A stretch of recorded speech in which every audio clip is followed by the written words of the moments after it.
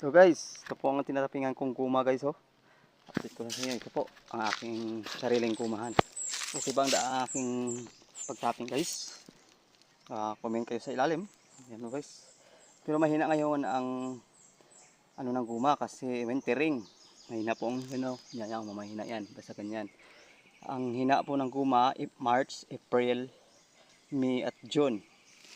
Pag July, yan na, babalik na po ang sagana ng tubod ng rubber. Pero maganda presyo ngayon guys, nasa 45 per kilo dito sa amin sa Tulunan o North Cotabato na area ang presyuhan ng guma. Yan po, retap. Iba po guys, nasira. Yan, nasira.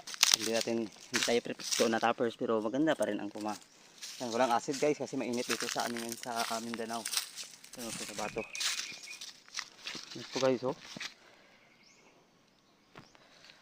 Pero maganda rin ng iba. Ang iba nasira lang. Pero ito makinis. Makinis ang balat guys. Ayan guys no. Ayan guys. So, maganda guys. Mahina tubod oh. Kunti lang ang ano ng guma. Presyo ngayon guys. Nasa 45 per kilo.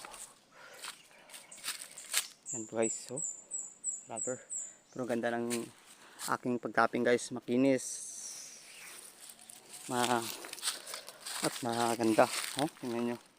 Pero okay naman. Dandahan na madami na ang kanyang tubod ng rubber. Ito kasi maganda ng stage pa guys. Mahina po yung guma.